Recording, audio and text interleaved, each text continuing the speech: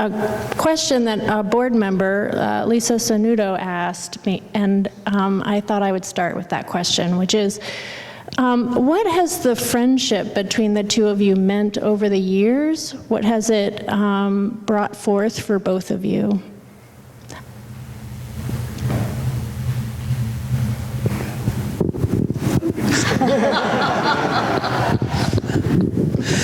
You know, I don't say this to be clever, but I did look up to you as a senior, as a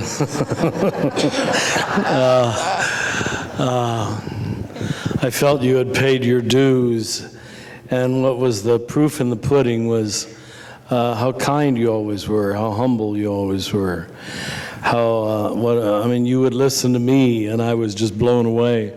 What would I have to say to you? So I think it was your goodness, your humility, which gave credibility, and your friendship, which gave credibility to the message. That I knew it wasn't just words for you. We probably didn't see one another more than every other year at one event or another, if even that.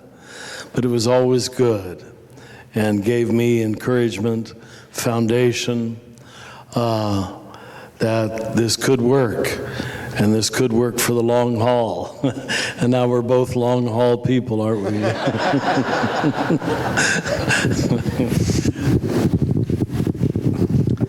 Well, I can echo that. The first thing I was going to say is that listening to, being with Richard always felt like an affirmation of what I felt I was saying and writing about, and which he does with infinitely more productivity than my books, and I always just feel that he has indeed shaped. He's capable of articulating what he calls an alternative orthodoxy. And it's always made me feel that as I've done my own kind of theological thought thinking, and think I'm having these thoughts that I haven't heard anyone else say before, and suddenly I'm reading Richard, and he's not only saying that what I would understand, he's going another step and saying, hey, this is what real orthodoxy is. So don't call me a heretic. It's everybody else who's the heretic. And he just brings alive what the gospel is about with such fresh insights and words, fresh words, and his Franciscan grounding, which helps protect him from the other Orthodox. It's been just such a marvel to see how he's been willing to speak out, no matter what the price might be for him personally. So that's enough. Thank you. I think that leads me to another question when you're talking about risk. And both of you in your early work were connected to communities that were affected by social injustice. You worked with prison ministry for a long time. You worked with the Washington Ecumenical Training Center, is that right? Metropolitan, okay. And both of you have spoken about this connection between how the contemplative life is connected to your communities. And I was just wondering if both of you could reflect a little bit about that. Start again. It's so humble. You know, I suppose I was first shocked or disappointed by the disconnect among so many Christians. that, there is no such thing as a non-political spirituality. And when people say, oh, you're getting political, it's so naive. To take no stand is to affirm the status quo. To just say pious things. I won't say the church I visited in downtown D.C. today, but I had to leave after the sermon. It was just so innocuous, so sweet, pretty words about the Holy Spirit that meant nothing. Now, forgive my arrogance, but there was no grab to it. There was no actionable items. There was nothing but pretty words. And this minister, priest in this case, would never be accused of being political, that's for sure, right? But he was profoundly political. A few blocks behind the White House and on the Feast of Pentecost had nothing to say about any connection between the two. This can't pass for religion anymore. And of course, I was formed not just by Franciscan spirituality, but the biblical prophets. And maybe it's our neglect of the prophets which has allowed Christianity to live with this naivete that spirituality does not have socio-justice political implications. And let's be honest, those of us with white skin can get away with thinking that the longest. People who've suffered direct injustice, like the people at the prison, they know with their gut, with their body, that they can't praise Jesus without, if they're going to say Jesus is Lord, then the systems of this world are not Lord. And the sin really is that we fail to make that connection and let people think they are loving without being just. How can you define love apart from justice? It just is naive, it seems to me. So I hope that doesn't seem too hard. I don't want to be unkind. I just want to be honest. And I think this upcoming generation is going to demand this of us. I don't think we're going to get away with a schizophrenic Christianity anymore.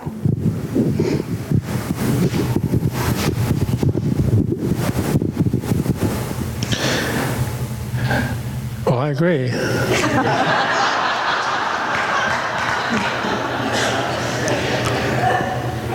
Before the 5 years before Shalem, actually, 16 years before Shalem, I was working in a wild, the first 5 years of that, in a wild inner city church in Washington, D.C., St. Stephen of the Incarnation Episcopal Church, where it was worth 20 years of realizing what it is to be just and to love your neighbor. And this is the middle of the civil rights movement, the middle of the anti-poverty movement, the middle of the peace movement during Vietnam. And I was shaped by those years and by those obviously always connected to what God is. Those were dimensions that were just a given.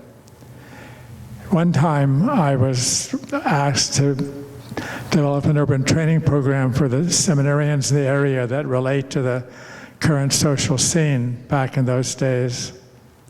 And I remember this very wise young policymaker with the Institute for Policy Studies, which still exists in Washington.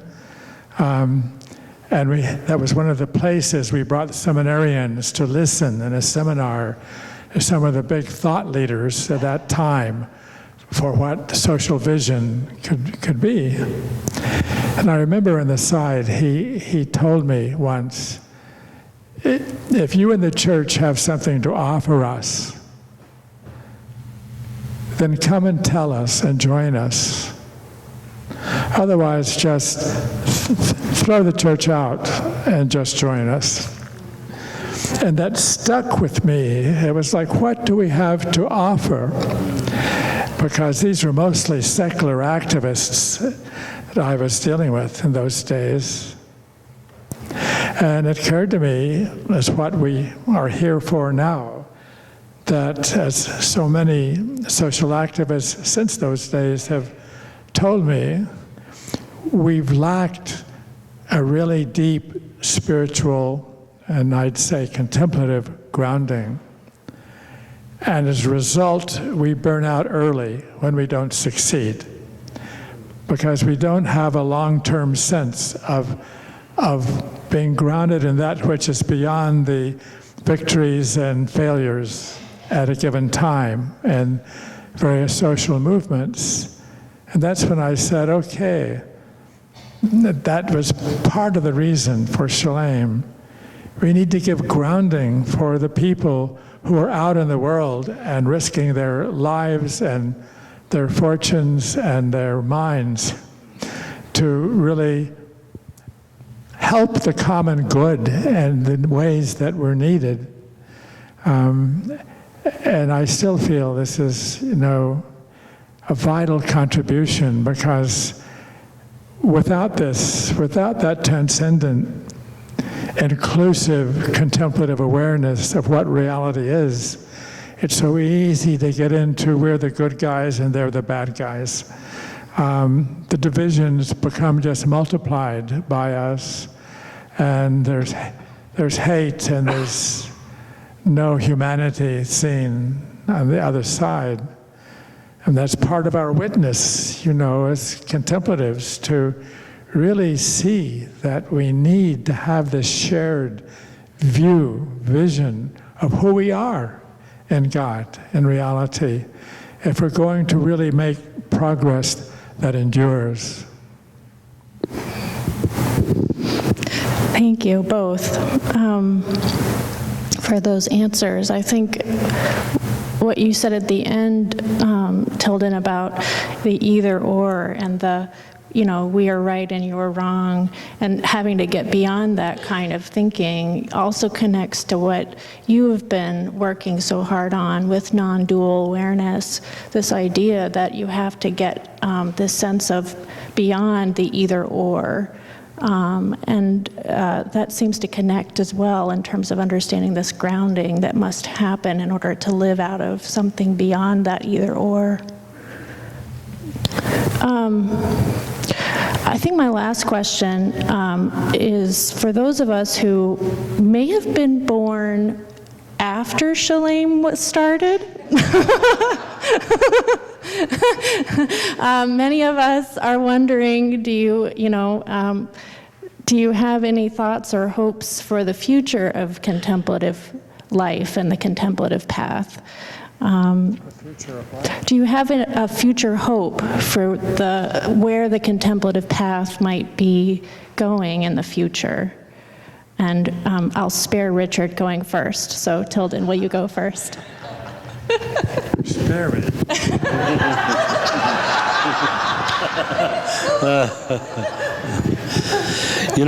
This actually gives me a chance to say something that I realized I didn't say and meant to say in my remarks. It seems to me you can have the most glorious, wonderful, victorious salvation theology you want and keep praising and pushing God up higher, how great God is. But if underlying it you have a negative anthropology, a negative image of the human person, all the positive theology in the world won't undo it. And that's still what we're dealing with in great part. I was thinking in that direction, and I took the liberty, hope you forgive me, I read your resume. Well, I asked someone to send it to me. And I noticed that the first degree you got at Stanford was in anthropology, wasn't it? Then you went to Harvard and got another degree in anthropology. That was theology. That was theology. Oh, okay, all right. But I think we got to put those two together.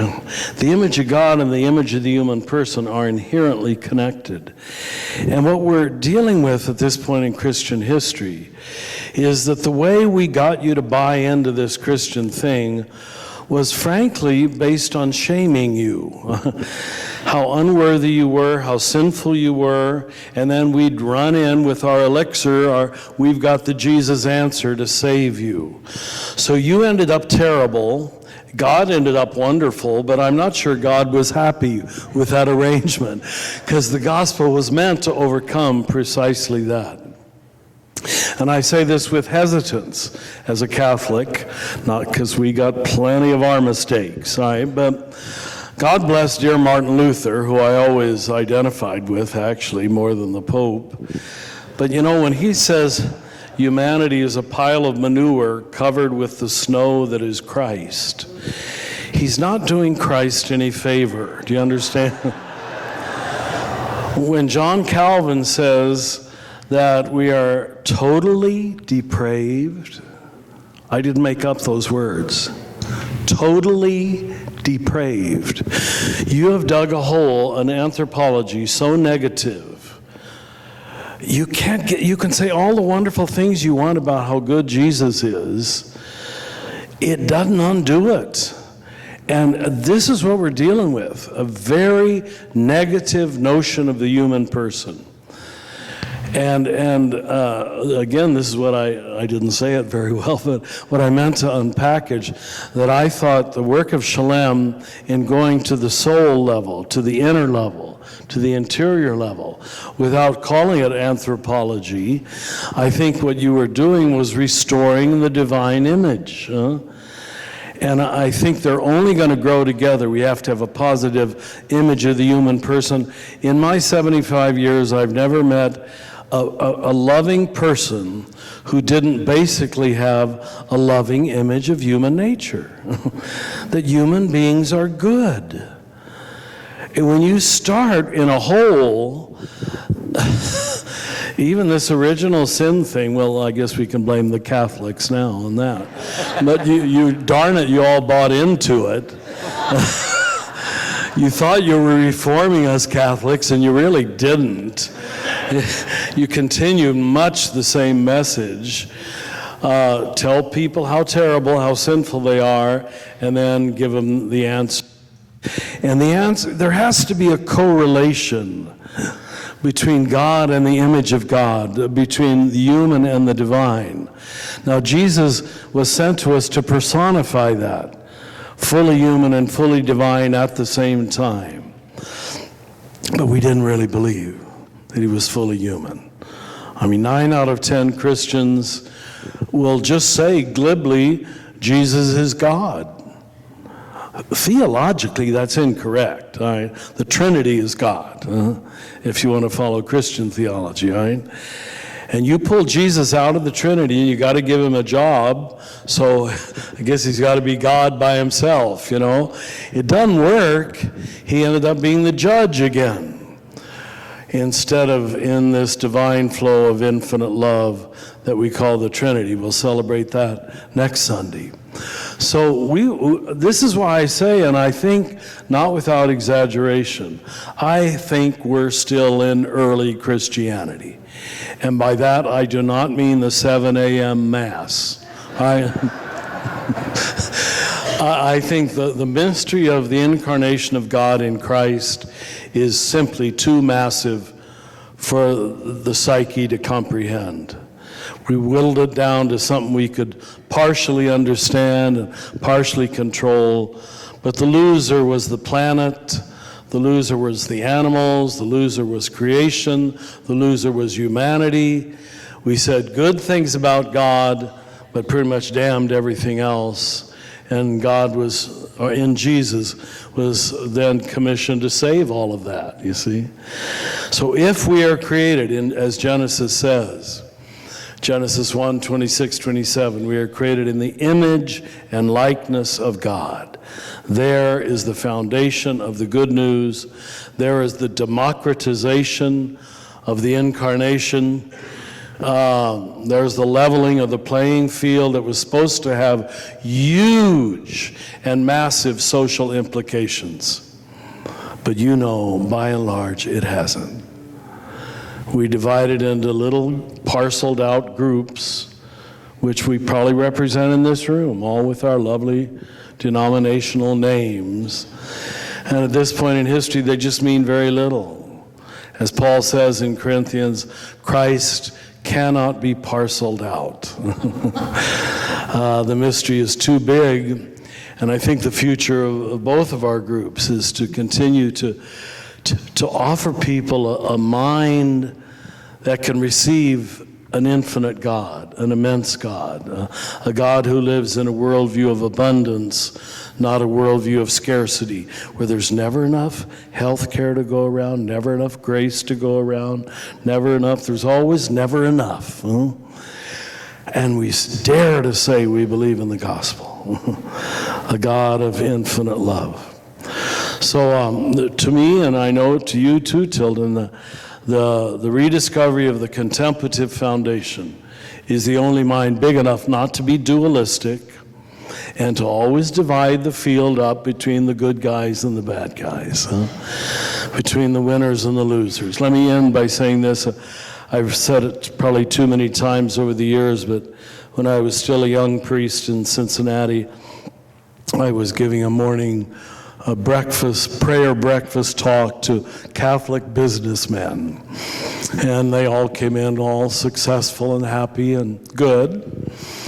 But I said to this particular group, what if the gospel is actually win-win? I could see this quizzical look on their face. And, you know, if you've spent your whole life trying to win, that's the only frame you understand. It's got to be about winning. This has overtaken the remaining philosophy of the United States of America. Does that need any proof at this point? Huh? And anyway, he came up at the break, drummed his fingers on the podium. He said, Father, Father, in a very patronizing way. Father, Father. And this is a quote. He says, win-win, that wouldn't even be interesting. I kid you not. He likes a win-lose worldview. I think most of us as Americans, and as males in particular, are trained in a win-lose worldview. We like it framed that way. And to talk about all being saved by grace, all being saved by mercy, I can't divide the world up anymore into good guys and bad guys, can I?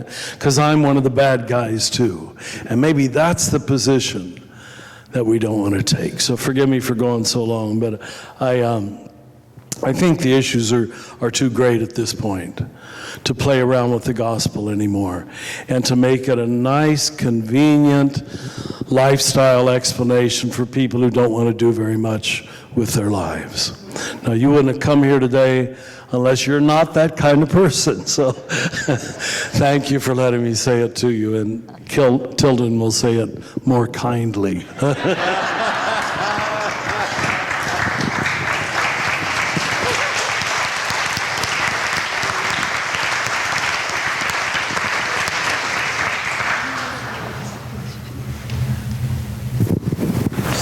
Well, modern prophets should not be kind.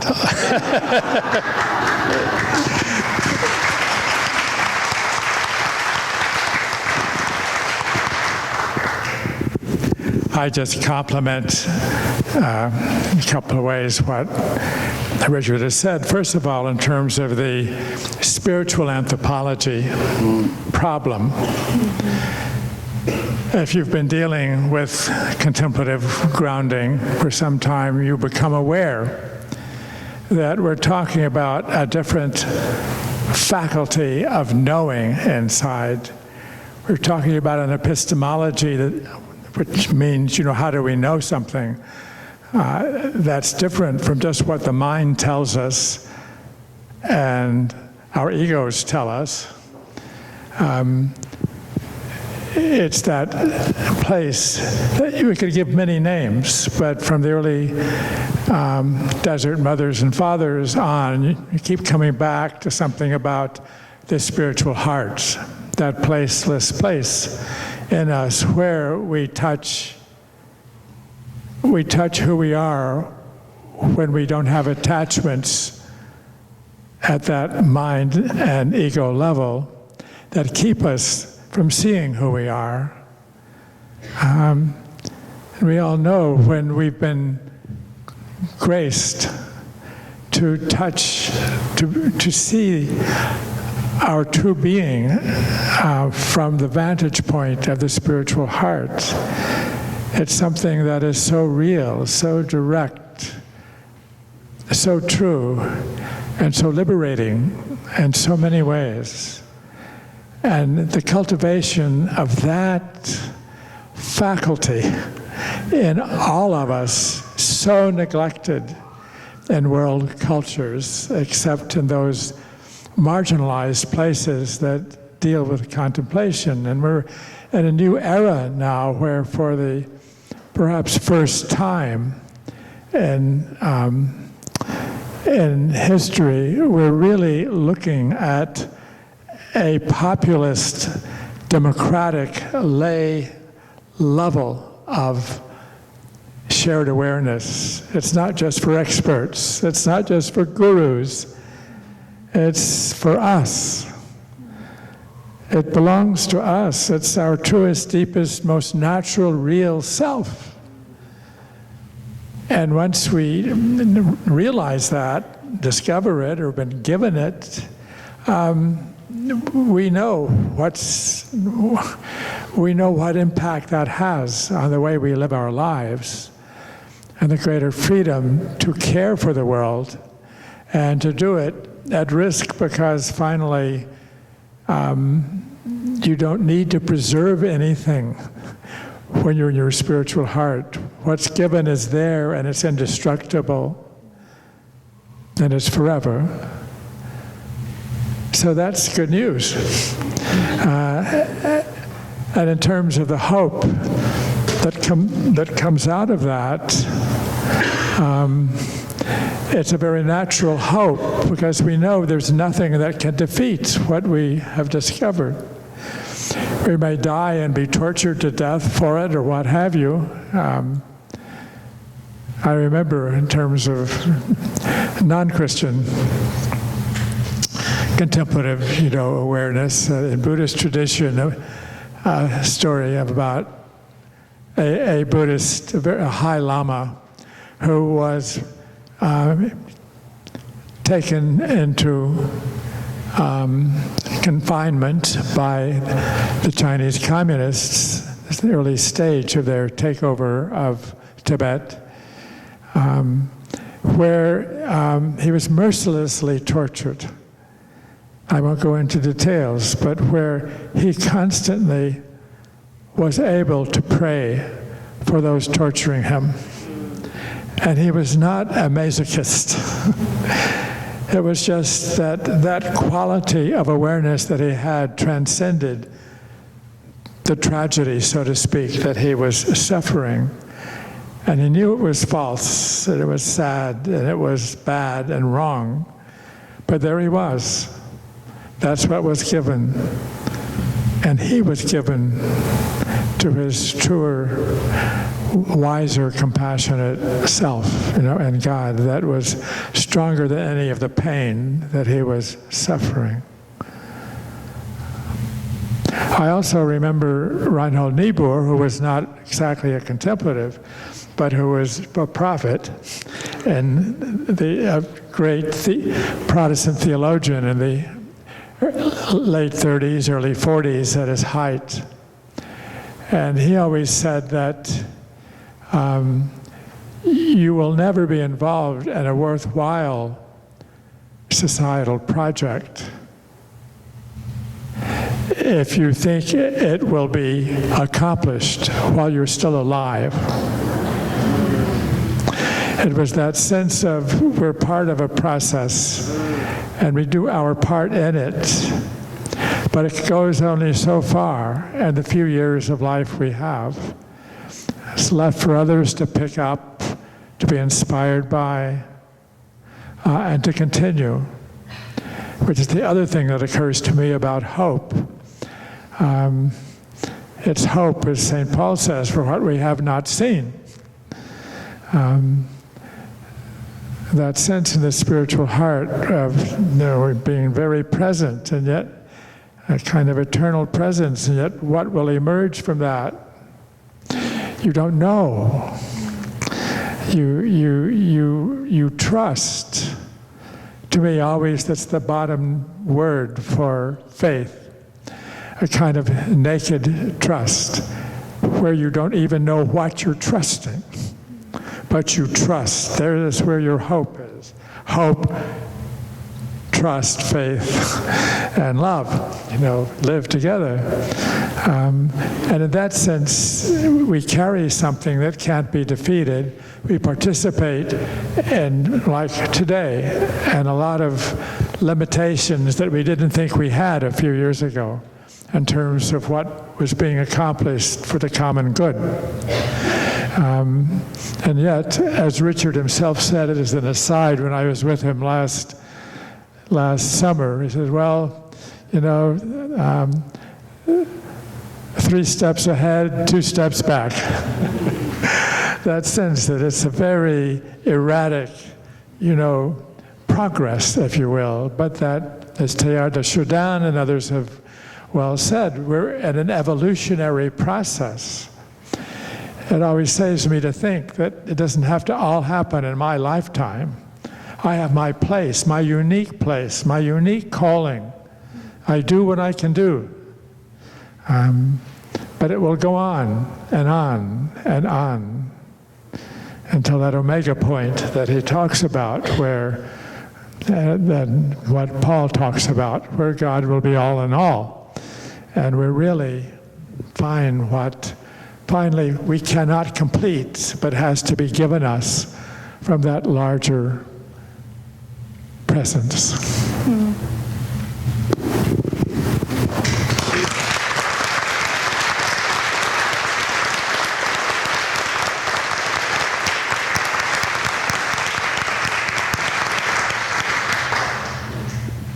Well, I'm glad you gave me a 3-point sermon on that. I'll get right on it. We have about 10 minutes for some questions, so I'm going to venture out. I have one ask, which is for it to be a question. Many of us are people who live in the spiritual depth, and so we have lots of wisdom within us. But I would ask that you offer a question. And something I heard Richard say in another interview was, they will offer a response, maybe not an answer. So who has a question? Yes.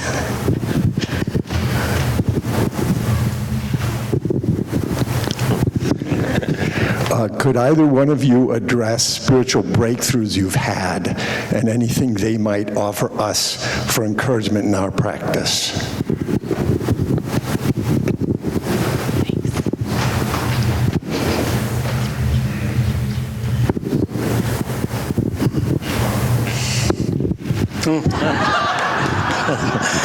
I'm the extrovert, I guess, and probably talk too quickly. I think it took much of my life to recognize that I come to God through my mistakes more than through my successes. I was raised a pre-Vatican II Catholic where it was all about being right. I'm a 1 on the Enneagram, which is even worse. We very much see life as the achieving of goals. We're very focused, and we learn how to do it and do it right. But that taught me nothing. Just felt good and salved my ego. But it was mostly when I couldn't pray, when I felt no love for God, when I knew I had hurt somebody, when I knew I was a phony, those were the only learning moments. Those were the only breakthroughs. You learn nothing from your successes. They just feel good. That's the only thing Oprah ever pushed back with me. God bless her. I said that same thing, and she says, I got to think about that. It's a very counterintuitive design. Yep. Counterintuitive message. Maybe another one. I think that's why we call the gospel good news. Because you want to talk about leveling the playing field. You know, you all do it wrong, whether you admit it or not. Some of you do it right. But once we make the good news about doing it right, it's an inherently competitive game at which very few win. Hardly anybody succeeds. And in many ways, you know, I've always said the Spirit works best underground or comes in through the ductwork indirectly. And those of you who are in 12-step programs know what I'm going to say. It was the courage of the American 12-step program that had the courage to say this, you know, that we come to God by doing it wrong, not by doing it right. That we come to God through our powerlessness, not through our power. But most of us, Catholic or Protestant or Orthodox, were not taught that. As Ken Wilber puts it, we were given a spirituality of ascent, when in fact, clearly, the way of the cross is a spirituality of descent. But the ego doesn't like that. So, forgive me for talking in a generic way. I didn't talk about one particular failure, but it's been all my failures. I said to my own community a few weeks ago, God allowed me to do everything wrong so he could do everything right. And I mean that. That's not cleverly said. That's true. It's just true. I don't know how I'd learn the faithfulness of God, the love of God, the goodness of God, except God coming in to hold me up when I couldn't love myself or couldn't forgive myself.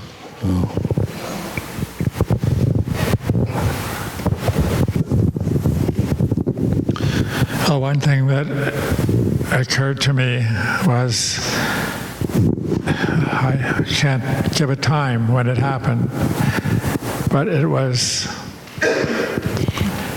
reading about or hearing from an Eastern Orthodox priest about the gift of tears, and it connects with the failure you're speaking of. But somehow that clicked something off in me that's I come back to again and again. Namely that in that tradition, the tears are both sad and joyful.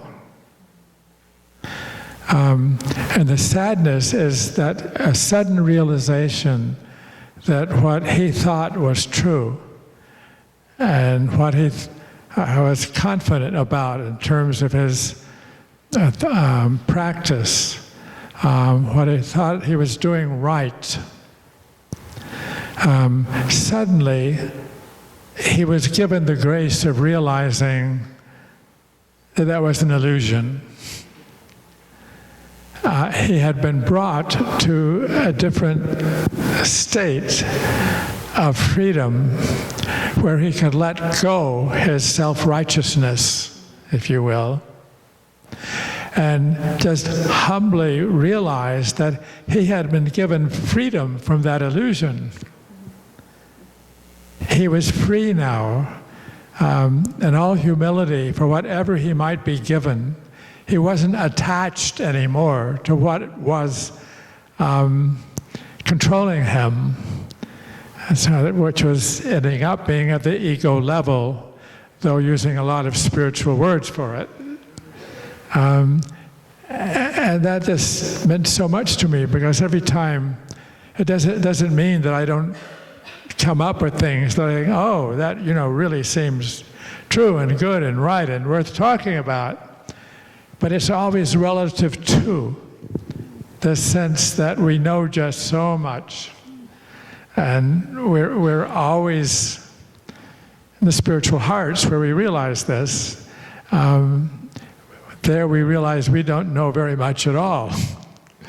But we know just enough to recognize that as real knowledge, not knowing, not knowing, not knowing, and in the process being given true knowledge. I can mention just in passing that another, very opening time was when I was in a very vulnerable place when Shalem first started, and I had a 3-month sabbatical from my previous work, and I was just being moved for the first time to say something's missing. I don't even have a name for it. I mean, back in 1973, the word contemplation, you'd had to go to some enclosed religious order to even hear the word. And you weren't allowed in. You never heard it. It was a very marginalized affair. And I kept looking for a Christian place I could go to. And it was a Christian who finally told me that in so many ways has become a book tradition, where we don't have a careful oral tradition of evolution of a person into spiritual maturity. It's in the books, but the oral living lineage, leadership is lost. And it was various monks who told me that. It wasn't someone judging them. And so the last one I talked to said, there's this Buddhist High Lama who's just come to this country a year ago, and he's offering a 2-month, 10-hour-a-day program for people in the helping professions, which meant psychologists, except for me. I was the only clergy person, probably only, believing Christian there. This is California, California religion is a wonderful, eclectic inclusiveness of everything. And in any case, those months, followed by an Ignatian 8-day retreat, which got me kosher again as a Christian. It was overwhelmingly powerful because it helped me with the tears, if you will, letting go, which so much I was attached to, and being open to something that was so much more spacious.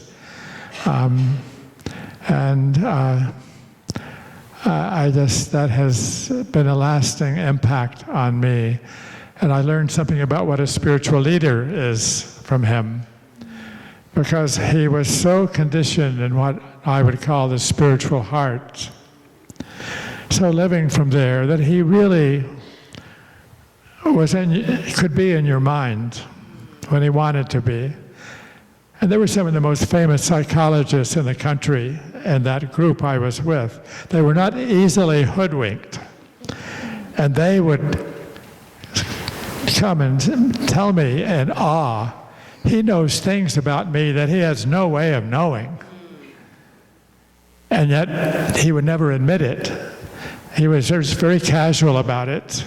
But as a result of that, being so in touch with the other person from the inside, he wasn't guessing anymore about what was needed to be said to the person. Some people he put to work with some new mantra. Another person he'd give a broom and told them to sweep the floor. Another person he would laugh at because they were being too heavy with their ego. Another person he would give some other practice. And it always seemed to be right. Now, I'm not saying he was perfect. He had his own ego attachment. One of our staff once went on retreat with him in Berkeley, and Nyingma Institute, this is. And he had being made for him a group of Tibetan prayer bells. And they just arrived when that Shalem person was there. And he blurted out, she said, "Oh, my bells have come." And she saw right through it. You know, this was an ego attachment for him. But nonetheless, there was that sense that I read the Gospels every day in those 2 months just to see how Jesus connected with what was being said. And I kept discovering these wonderful new things about Jesus that I had never seen before.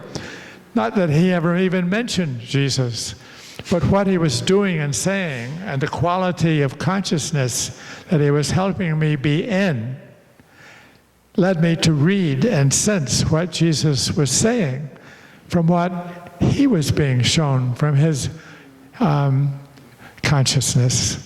And that did everything to bring me into a new conversion process in terms of Jesus Christ.